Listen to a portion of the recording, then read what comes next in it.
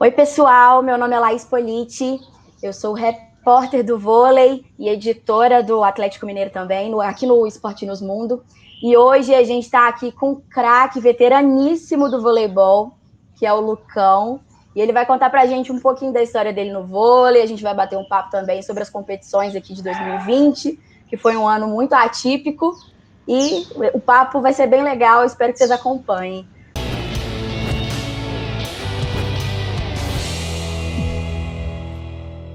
Lucão, é um prazer falar com você e receber você aqui no Esporte News Mundo.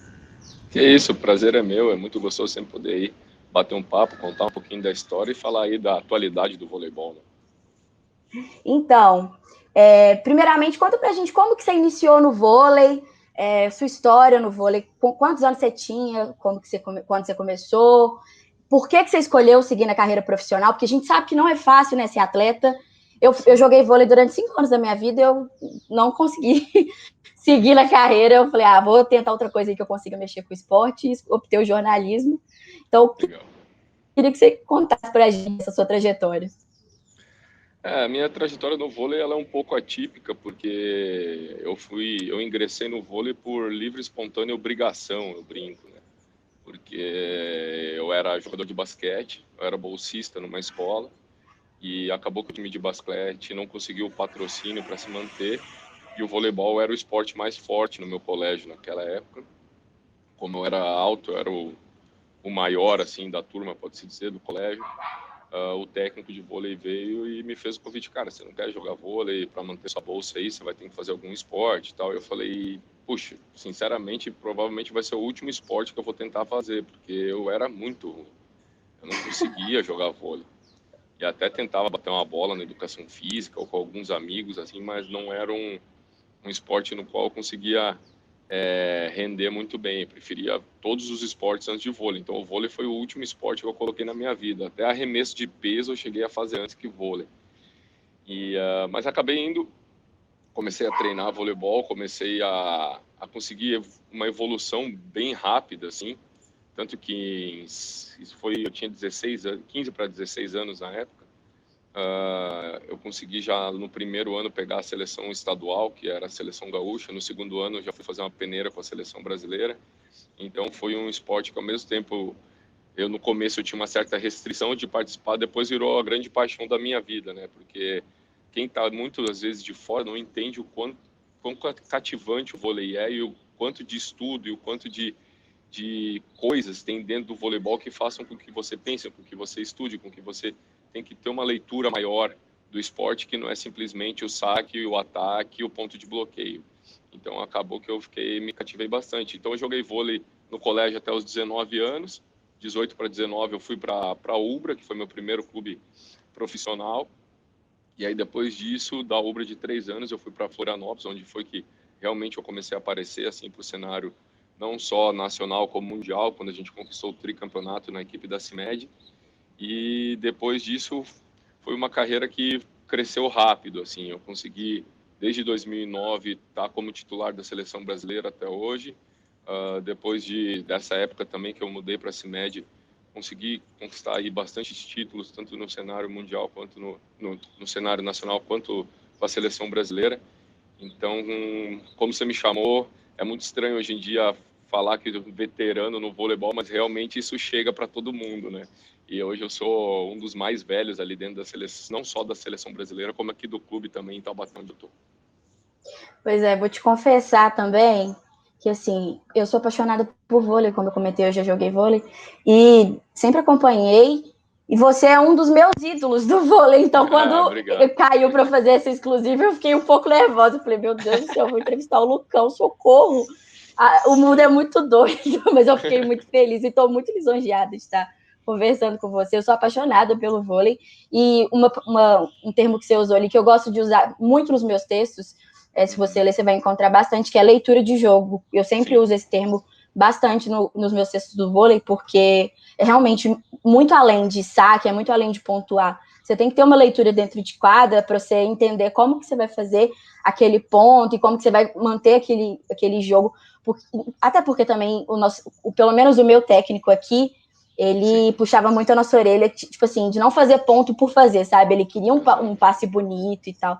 Então, você Que é a tinha que ter uma técnica, leitura exatamente. Então, é um termo que eu gosto bastante. Enfim, você falou aí sim, dos entendo. seus títulos, dos seus triunfos aí na seleção. Eu queria que você falasse pra gente como que você se sente sendo um dos principais aí da seleção brasileira da modalidade.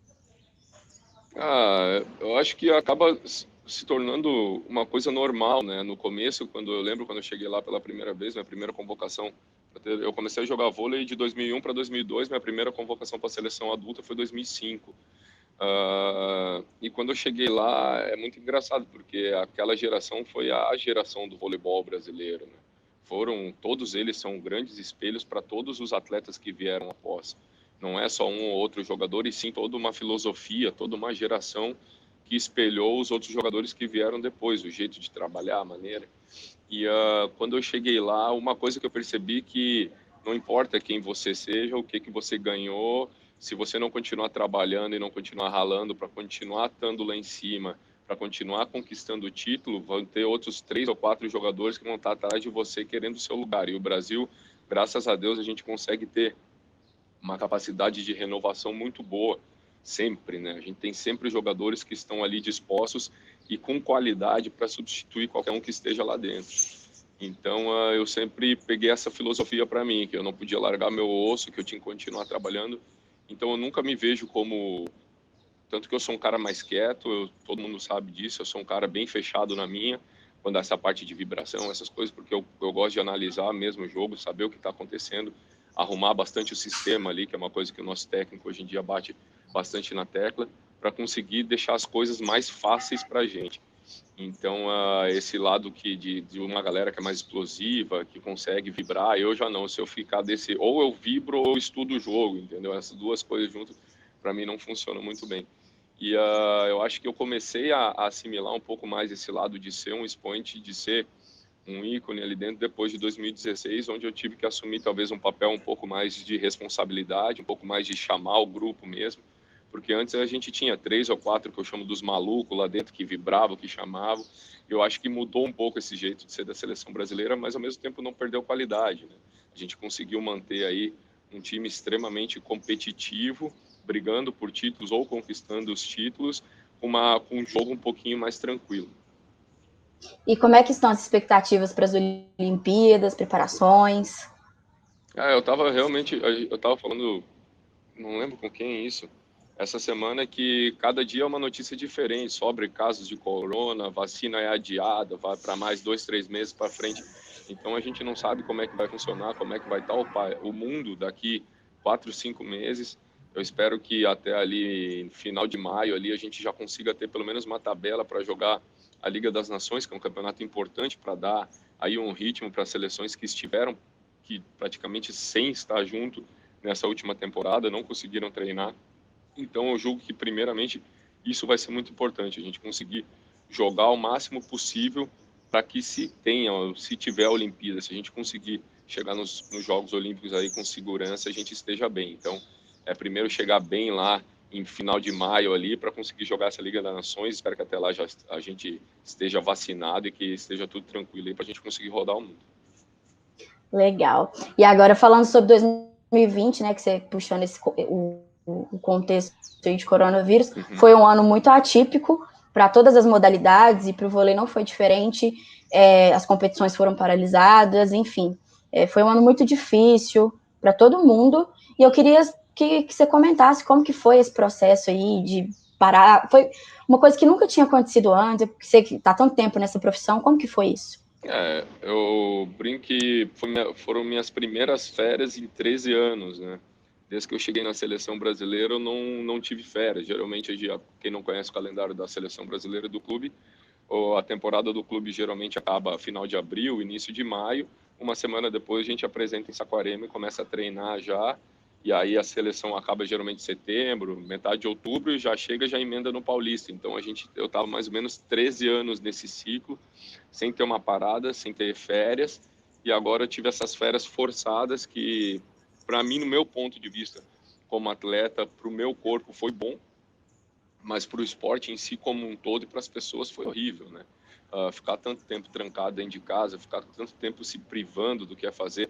E muitos estudos saíram de atletas que entraram em depressão porque a gente vive no nosso dia uma loucura. A gente tem treino 2 vezes por dia, sai de casa, viaja, está sempre numa correria e do nada ter essa parada brusca sem conseguir fazer nada.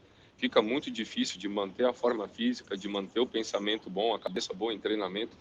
Então, foi esse lado, mas eu levei um pouco para o lado positivo, que eu consegui aproveitar coisas que eu não conseguia aproveitar antes, que era um pouco mais minha família, estar mais próximo do meu filho. Aí foram 4, 5 meses praticamente direto, todos os dias com ele. Então, eu tive uma sorte danada também, que o pessoal foi todo embora de Taubaté, então eu fiquei com o ginásio só para mim, isolado. Era a minha bolha lá, eu conseguia ir treinar, montei uma programação para mim, que eu ia todo dia, acordava no mesmo horário, como se fosse realmente o meu dia a dia, tanto de seleção quanto de clube.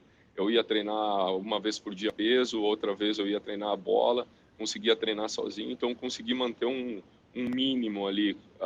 Peguei outras coisas para minha vida, que foi também o ciclismo, comecei a pedalar um pouco. Legal. Então, eu consegui colocar coisas na minha vida que eu não conseguia fazer antes. Claro que agora, com o retorno dos treinamentos, o ciclismo já caiu, né? Porque não dá. Fazer 2 esportes ao mesmo tempo fica meio complicado. Mas deu para descansar um pouco a cabeça, dar uma renovada. Eu acho que, para o meu ponto de vista, tanto físico quanto psicológico, foi bom. Que bom, então. E agora, falando sobre o retorno das competições, o vôlei foi marcado com o retorno do Paulista, né? E foi uma competição muito acirrada. O Taubaté era o favorito, considerado o favorito, mas aí o Campinas também foi se mostrando muito forte. No fim das contas, o Taubaté ficou em segundo lugar, o Campinas venceu a competição. Como é que foi esse torneio, esse retorno? Eu acho que a nossa equipe, ela começou o Campeonato Paulista de uma forma um pouco até impressionante do que a gente estava jogando, assim, extremamente bem organizada, conseguindo. As equipes praticamente não passavam de 20 pontos contra a gente, até o nosso jogo contra Campinas, na fase classificatória, foi assim. A gente conseguiu ganhar bem de todo mundo. E o que aconteceu, eu vi muito ali, em primeiro lugar, o Campinas jogou muito bem, tanto o primeiro jogo, mas principalmente o segundo jogo, eles jogaram extremamente bem. E a nossa equipe, depois do jogo lá de Campinas, meio tomou um baque, tipo assim, tá, nossa equipe não é isso tudo, a gente tem que botar o pé no chão, e talvez não soube assimilar o que seria isso para o segundo jogo. Eu acho que depois do que aconteceu, nossa equipe ela cresceu de uma forma psicológica muito boa, porque foi jogar o Super 8, que foi um campeonato talvez até mais pesado em termos de enfrentamento de equipes, e depois também a Supercopa, que foi um jogo só, então a equipe amadureceu, assim, nesse sentido de psicológico, né, de achar, não, opa, vamos cair do cavalo aqui, nós vamos ter que cair para conseguir crescer de novo. Mas, acima de tudo, eu acho que Campinas teve muito de parabéns. Eu não vou falar que eu fiquei feliz por eles na hora, mas depois pelo projeto, sim, porque é um projeto que vem há anos aí trabalhando para se manter no intermédio do voleibol, sempre monta equipes competitivas e nunca tinha conseguido conquistar um título assim de expressão, né?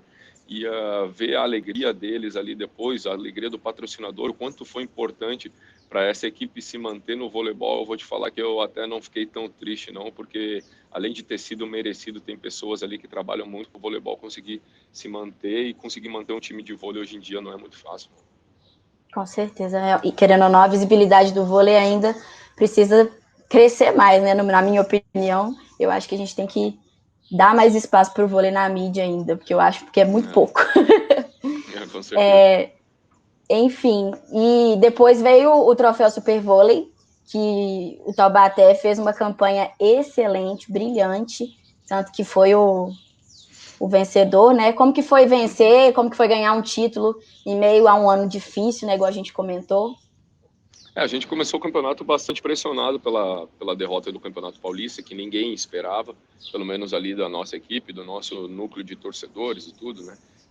E eu acho que isso, conquistando o título do jeito que a gente conquistou, jogando bem, tendo maturidade de assimilar aquela derrota, mostra que a equipe tem uma casca grossa ali, que além de tudo, de ter uma casca grossa, tem um plantel que pode substituir qualquer jogador ali, pode entrar, que a gente consegue manter o mesmo nível.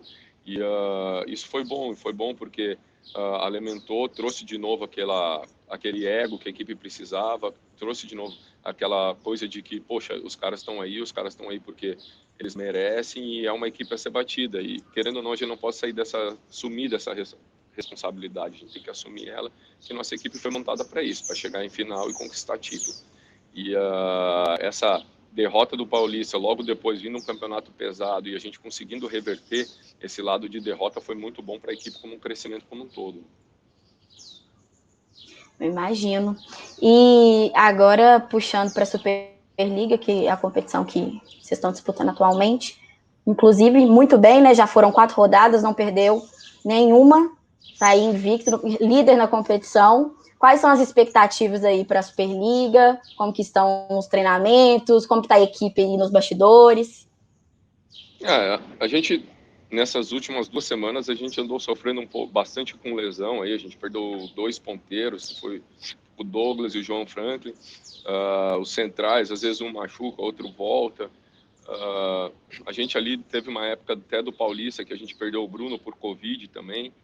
Então a gente está tentando, principalmente, eu acho que a principal coisa é se cuidar ao máximo para não trazer a Covid para dentro da nossa bolhazinha que a gente conseguiu montar para não perder jogador, né? Porque a gente sabe que são aí 10, 15 dias fora, caso o jogador pegue. Então a primeira coisa, eu acho que é manter esse pensamento, manter essa ideia um pouco egoísta, assim, de não querer pegar o vírus, de não querer transmitir para os outros. Eu acho que o principal ainda, o que ia me deixar mais triste é passar para a minha equipe toda, eu acho. E fora isso, a equipe está treinando bem. Foi um começo de Superliga um pouco atropelado, porque a gente veio de 2 campeonatos pesados, logo depois emendando um jogo atrás do outro, jogo de meio de semana. Foi bem cansativo, mas pelo menos essa semana agora, já foi semana passada, foram 2 semanas que a gente conseguiu voltar a treinar bem, voltar a trabalhar bem com a equipe toda. Então, eu acredito que até o final do ano aí, a equipe vai ter um crescimento muito grande. E a nossa equipe foi montada para buscar o título, né? Foram aí 2 anos bons que eu tive aqui em Taubaté. O primeiro ano a gente conquistou o título, ano passado acabou a fase classificatória em primeiro, a equipe vinha numa crescente muito boa. Acho que a gente ia brigar pelo título de novo, mas como a gente viu, não dá para tropeçar não, que a gente tem equipes ali que estão no meio da tabela ali, que podem com certeza surpreender qualquer equipe se ela der uma vacilada, mas a nossa equipe vai lutar aí para trazer esse bicampeonato aí para Taubaté. O próximo confronto é no sábado agora contra o Ribeirão Preto, né? Isso mesmo. É isso. Uhum. Então, tá certo. E agora uma curiosidade que a torcida sempre comenta nas redes sociais, que eu tô sempre acompanhando também. Você tá sempre jogando de máscara. Queria Sim. que você explicasse, comentasse o porquê que você tá sempre jogando de máscara. Desde que a galera voltou aos treinamentos, desde o primeiro dia eu não tirei a máscara em momento nenhum dentro do ginásio, nem vestiário, nem nada, porque, como eu já falei em outras entrevistas, em primeiro lugar eu não quero trazer isso para dentro da minha casa. Quando a gente tem viagens, às vezes fica mais longo, assim, 2 jogos fora, antes eu me isolo num quarto, eu faço meu teste de PCR antes de ter contato com a minha família. E isso eu acho que a máscara ajuda também, a gente sabe que ela ajuda a prevenir, a ter um contato menor aí com o vírus. Claro que a gente não tá, é muito difícil quando tem alguém de não pegar, de não se espalhar, mas é o que a gente pode fazer, o que eu posso fazer é isso, e parte de higiene, parte de uso de máscara, e também porque foram aí 6 meses praticamente sem esporte, né, sem vôlei, e foram 6 meses onde eu consegui me dedicar fisicamente, consegui ganhar um padrão físico que eu queria, descansar, voltar a crescer, parte de musculação, parte dos meus pesos na academia. E se eu pegar, por exemplo, um coronavírus agora, eu praticamente vou perder aí 10, 15 dias de trabalho. Esses 10, 15 dias de trabalho se refletem, às vezes, a 2 meses de preparação física de novo. Então, vão ser 2 meses que eu vou penar, que eu vou sofrer para conseguir chegar na parte física que eu estou hoje. Então, eu não quero perder esse ganho que eu tive nessa parada longa que a gente teve e não poder ajudar mais a minha equipe. Com certeza. Eu acho muito engraçado que sempre que tem jogo do Taubaté, a torcida começa. Mais um jogo que o Lucão tá de máscara, o povo fica assim, gente, como que ele consegue respirar? Como que ele consegue fazer aqueles movimentos? Tá todo mundo vacinado, não tem jeito não. Isso aí pode parar de comentar já, que eles não vão me ver sem máscara tão cedo. Você tá certo. Eu queria te agradecer pela participação, por ter tirado um tempo para conversar com a gente. Muito obrigada por ter batido esse papo aqui, foi ótimo. te desejar aí sucesso nessas competições, tanto aí para a seleção no futuro, né, que a gente não sabe quando vai voltar, mas quando acontecer, muito sucesso, tudo de bom aí para você trazer mais medalhas, mais títulos para a gente. No Taubaté também, a gente deseja muita sorte. E é isso, agradecer mesmo. Obrigada. Obrigado você pelo convite, por esse bate-papo. É sempre legal, assim, poder trocar ideia, alimentar um pouco, né, a vida das pessoas com o voleibol, na mídia, o jornalismo também, porque eu acho que o Brasil está um pouco carente aí de outros esportes, de outras coisas boas que estão acontecendo. Rezar aí para a gente não ter as que eles estão falando aí de segunda onda, dos aumentos dos casos, para que tenha outra paralisação. Eu acho que isso seria um baque muito grande para todo mundo, não só no setor econômico, mas para o esporte também. Então vamos se cuidar aí, tentar se prevenir para a gente conseguir continuar essa caminhada aí sem nenhum estresse. Com certeza a gente tem que fazer a nossa parte. Obrigada. E agora, como fã, também agradeço, porque eu estou muito feliz que eu conversei com você. Legal, obrigado. Não, obrigado. Obrigada, mesmo. Tchau, Quando tchau. precisar, a gente está aqui, tá bom? Tá bom. Tchau, Obrigada. Um abraço a todos. Abraço.